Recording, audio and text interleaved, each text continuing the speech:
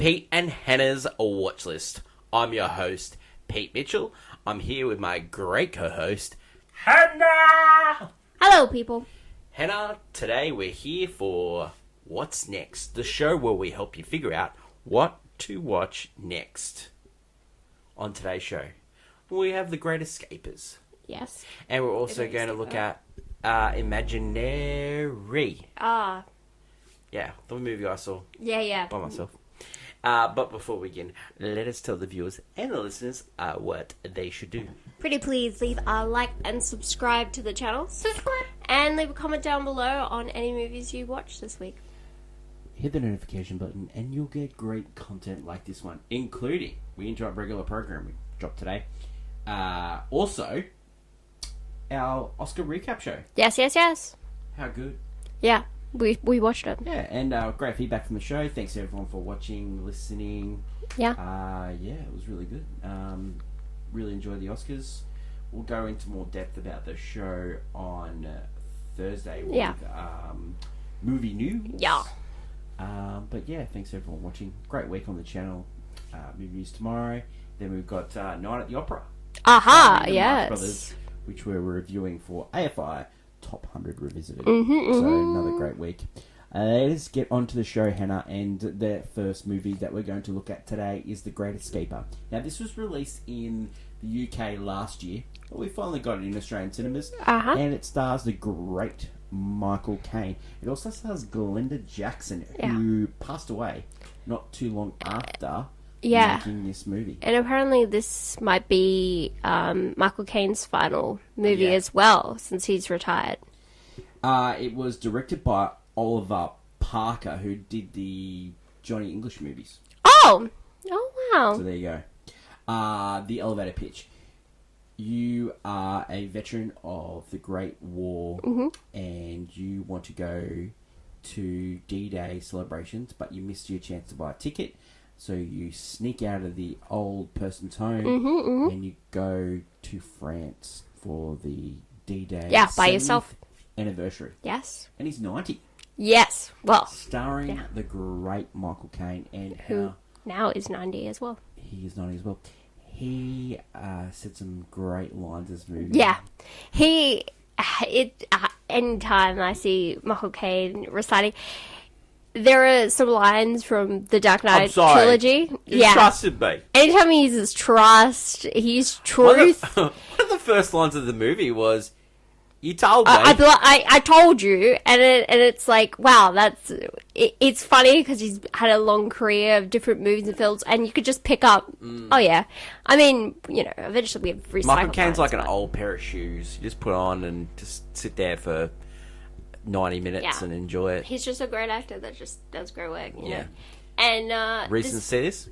This is based off true story, which is very heartwarming. I would say this is just one. Also, I'd like to say there's some beautiful shots in this movie for some strange reason. Like they have this aspect in the movie where him and his wife have like to look at the when the dawn breaks, basically. Yeah. And there's like a few different shots where he's looking out into the horizon on beaches, and it's like, wow, it's beautiful. It is beautiful. And there's just it's very heartwarming and touching, and it's just there's some really, really warming bits in this movie. Yeah, I watched. I broke down in tears. I wouldn't watch the trailer because the heartwarming. I didn't. It actually helped. Yeah. Yeah, you'll know when you're gonna cry, but this. You trusted me. Yeah. Nah, anytime that a guy, he cannot go to your graves. So, reason C, if you're a Michael Caine fan, you have to watch this. You're a Michael Caine fan, if you love war veteran stories that have like a heartwarming idea. Like this is about kind of, I would say moving on and forgiving one's because finishing a story as well. Yeah, because he's... Speaking of finishing a story. Yeah, finishing stories. He goes to basically, say goodbye to someone he'd met on during the war, and then he teams up with someone else who also has their own problems. And then you meet people along the way who also are dealing with the effect, I guess, of PTSD, the entire... Yeah. He's a recent veteran as well. Yeah, and so it's just an interesting, lovely tale. I tell you what worked for me it was just a story of the two couples and the wife back at the old person's home. Yes. She couldn't leave because she was sick. Yeah. And then he's on it, and then just the love story that they have for each other. Yeah. Yeah, and she... The flashes, because they flash back to him at war, and also him and her meeting and dancing. Yes. And that didn't really work for me. No, I found it... I love the Michael Caine bits. It comes really together really nicely at the end, I find. But yeah. they feel the like... The callback, is really good. Yeah, the callback's good. It's just, I would say, a lot of it just feels... Their flashbacks aren't necessary. Like, his ones where he's having about his time in the war makes sense because that's the whole point of the story. I think this guy's seen Saving Private Ryan. Yeah. It's like, you gotta do that. No. Did you notice, like, those bits were so loud? Like, it was jarring in the cinema. Yeah, it was like, I'm doing this really nice, like, film. Yeah. But then, maybe... inside me, I've got a war film the director has, like, inside me, and, these are the moments I expressed it. I love that, but, it's just, I don't know, it's just a nice... Yeah, it's just a nice 90 minutes at the cinemas, really. It was, and that's why I was like, wow, this is 90 minutes. I've done and dusted, I got all the story, heartwarming, all the way through. Good ending. I thought the chemistry between Michael Caine and Glenda was great as well. Yeah.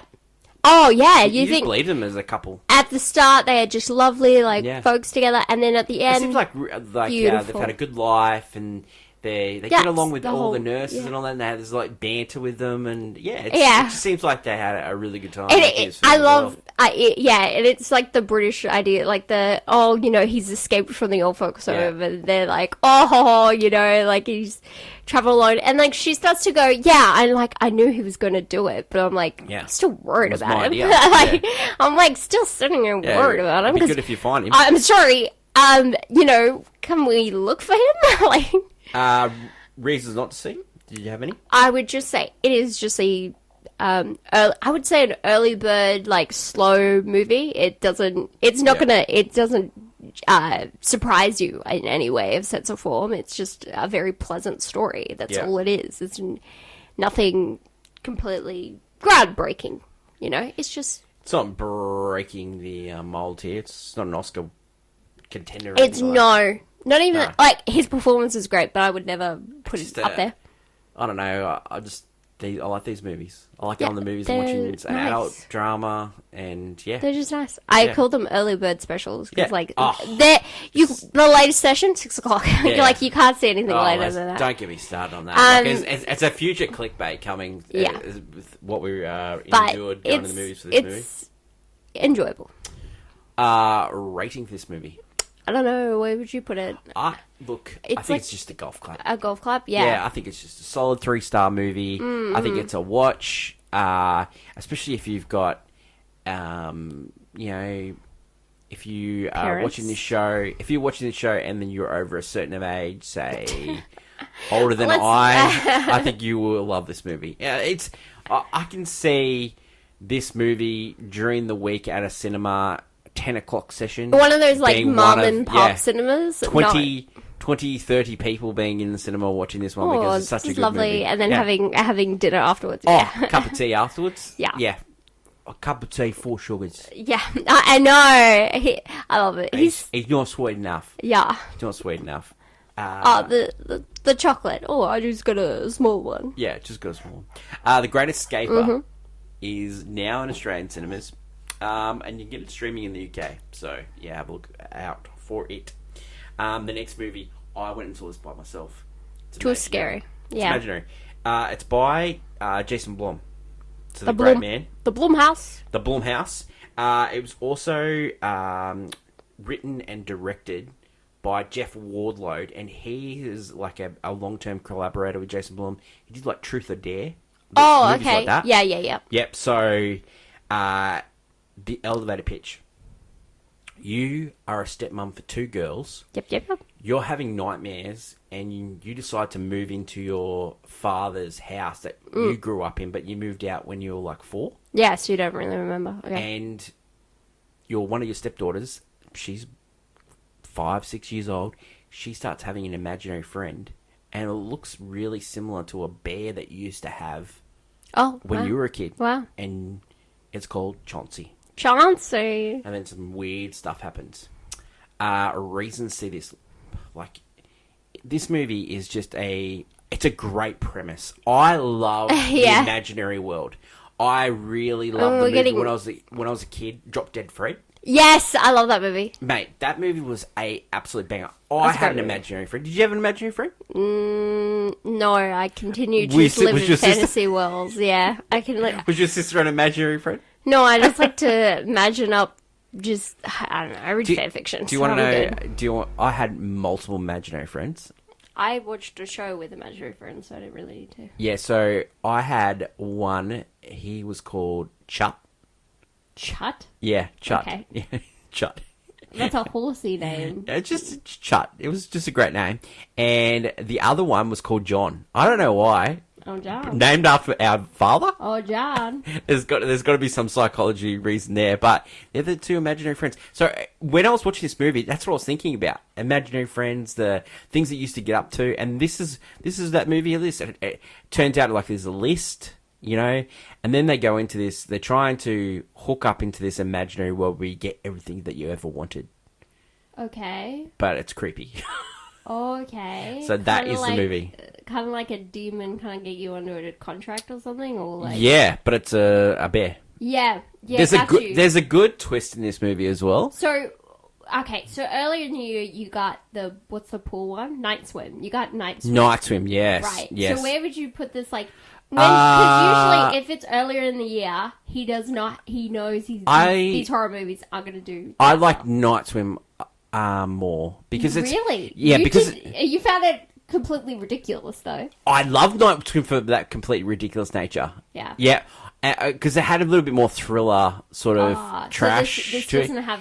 This is more psychological, you know, like, torture sort of thing. Like the Pope's Exorcist. Oh, no, this hasn't got the humour of the Pope's Exorcist. No, but I meant it's like... very, very serious. Because I found the Pope's Exorcist not scary, because it but it's funny. Yeah. Oh, it's funny. This movie's not funny. Yeah. This movie is... It's traumatic. There's some scenes in this, and I was like gasping. Yeah, I was like yelling at there was probably about 10 people in the cinema, and I was the loud one. Like, so there's always one in the cinema, and I was like yelling and screeching, and there's some scenes in here these movies are really hard to do. Like, everyone goes, "Oh, horror movies are so easy," but it's okay to have a really good premise, but you got to land the plane. Yeah. And there's like just a couple of scenes towards the end, it just doesn't, you know. Yeah. And then like they try to finish on with humor and stuff like that. It just doesn't really work for me. Yeah. Yeah, I get what you're saying. I think the premise... Great premise.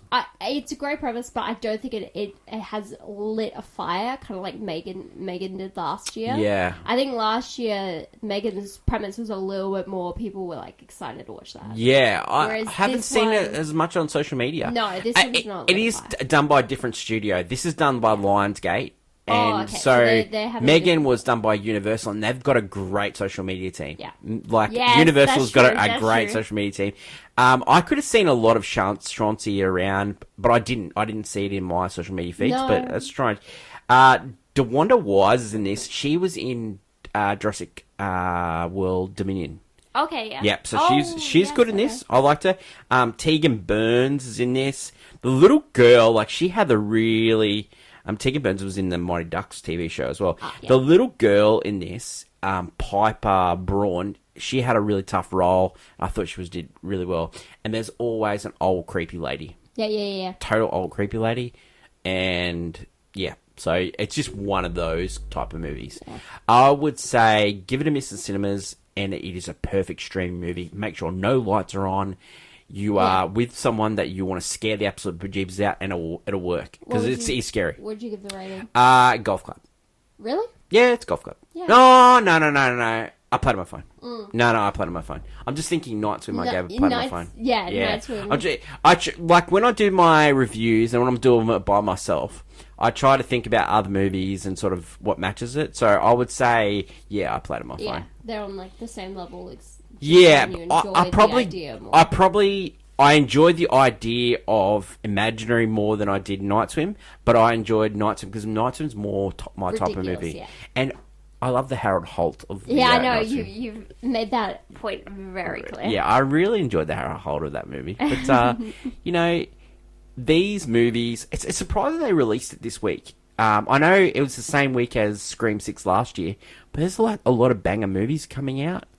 Yeah, I don't think they knew because everything got pushed around. So I don't think they necessarily and knew. especially when in there's still movies. A couple of weeks ago, they could have released this and it would have had clear air. Yeah, but there's still movies that were supposed to come out like in a couple of weeks and have been pushed around as well. So it's like we're like seeing Fall Guys and the Challengers move random spots, and like they were set dates. So and they're big movies, so it's anyone's game. We don't know where they're putting them. Do you want to do a sneaky review of the Amazon Prime movie that we saw last week? Ricky Stanicky. This movie stars John Cena. It also stars Zac Efron, and it was directed by Peter Farley. Now that's one of the Farley brothers. I think we got Champions last year. You remember that movie with Ricky? Woody Harrelson? Yes. The coach? Yes. He plays a coach. He's like a... Yeah. and this movie, Amazon Prime. What? Came out just a couple of days ago, actually. Yeah. So he directed the Oscar-winning Green Book as well. Oh, wow. The most contentious of should have won. No, that's an interesting. He's worked with Zac Efron before with the Greatest Beer Run. Yeah. Okay. I think. The other Bobby did Champions, so they're not directing anymore and they're not working together. Yeah. But this movie, the story behind this movie, filmed in Australia, it was going to be released in cinemas, but then Amazon's gone to this. Not releasing comedies and Roadhouse of just like shaking the door like I wanted to. So the idea is 3 guys are best friends and they've been best friends since kids, and they use this guy. They made up a guy's name to get out of an arson thing, and they wrote on the back of this jumper Ricky Stanicky, and then they thought we got away with it once. We're going to use this guy. And then finally someone calls them on it. They've got partners, all 3 of them. Yeah, they keep planning. They plan these little things where and it's supposed to be all 3 together only use Ricky Sticky, but they start doing it individually. Yes, they have this Bible. They have this Bible. I just spilled water. What a legend I am. They have this Bible with them that, beautiful. They have this Bible that contains all the information all the stuff they've used and stuff. And so it's just interesting to see it all play out. So basically, and then the 3 of them, they finally they get themselves in trouble because one of them has a baby and they miss the birth of the baby. Because they're out of content. They use Ricky Stanicky. So then the partners say, "You've got to bring Ricky Stanicky to the table." So then they get this guy they met in Atlantic City, played by John Cena. And then hijinks comes. He stays around, and great cast in this. Like Wim H. Macy, Oh, incredible cast. A couple of actors from Australia as well. And the movie is so hilarious. If you love John Cena being a comedian, which that's what he is nowadays. Like when he's in a movie, he's hilarious. This is so funny in that sense. You have Zac Efron, who can play comedian. In this one, he's the heart, so he has to be the serious one. And you have the guy from Bad Friends, the Bad Friends podcast. He's the doesn't want to be there, and there's stuff. And you find out like some of them have been using the Ricky Stanicky for things Andrew Santino. Yeah, for things that weren't a little bit playing around. Anyway, and it just. This movie is built on that first half being so hilarious. Mm-hmm. And unfortunately, because of the premise of the movie, is the fact that they've lied to their significant others for so long, and you can't get out. Like literally, once you let the truth out, like, I don't know how you can't land that plane. Yeah. It's unfortunate. It's like a straitjacket. Yeah, it's unfortunate because it's so funny, but there is no way, like, in a good way, they could have ever landed it. As seen at the Oscars, John Cena is very funny. Yeah. He's just very funny. It's just funny. Yeah, he was good in Barbie last year as well. There are so many bits, like, because I'd seen the trailer multiple times, and I would have to say that still it was, like, really funny. Like, there are bits you didn't notice in the trailer, and John Cena really stands out as just, like, he was just so funny. Yeah. Even though sometimes you may believe in yourself and you can't see him, you can see him. Yeah. He's there. He's there. He's there. Well, he's lying to people, you know? He's a constant liar. There. I would say this movie is like, you know how you get on your TikTok feed or your Instagram feed, like clips of movies? Yeah, this movie movie is going to be great. It's going to be great for that. Can I also say, this is like, you know how Netflix have been trying to formulate, like, those perfect, like, streaming movies? Yeah. This is, like, the perfect one. Yeah. It's And I will say, even though, yes, the plane does not land story-wise, yeah. it does still hold my attention the entirety 100%. of, like, the 2 hours. It's definitely a watch. It's on Amazon Prime now. Yeah, please. That's a solid golf clap. Yeah, like, it's solid golf clap. It's a solid golf clap. It's a good comedy. Yeah, good comedy. It's not going to be an good all-time laugh. classic. But, No, you know. but honestly, this is fun. Yeah. Like, this, if this was on just regular TV, like, this would go on all the time. John Cena, like another he's a movie great that balance. he did this. He did it was on Hulu, Disney Plus. Vacation Friends. He made a sequel to it. Yeah. It's very similar to this. Yeah. Very similar. I think, yeah, he's great. I think he shouldn't be main character comedy. He should be side character comedy because, man, you need that straight jacket with him. He's just, because when you let him loose, it's so funny. That is it for the show today. And for those viewers on YouTube, I've got to clean up a big mess. I just made myself by knocking my water over. It's Waterworld in here. It's Get Kevin Costner. We need him. Stat. We need some gills in here. So don't forget, we have tomorrow, we have movie news, and we'll finish our recap on the Oscars, which will be really, really good. We also have Night at the Opera, our AFI movie. We'll have our usual games towards the end of the week as well. Hannah, anything else to add on this great show? If you feel like anything should have won, let us know in the comments. Like, Yeah. if you felt like, I wish this movie won against this movie. Honestly, this year, I don't think there Hannah is that reckon case. Barbie should have won. At least more than one award. True. Yeah, true. It's not just, it was the movie of the year. It was one of the movies, yeah. And no Past Lives Love. Come on, you better. But Godzilla, minus one. Thanks everyone for watching or listening. Don't forget to like, follow, and subscribe. Until tomorrow when we catch up for movie news. It's Long Live Cinema, and bye for now. Bye.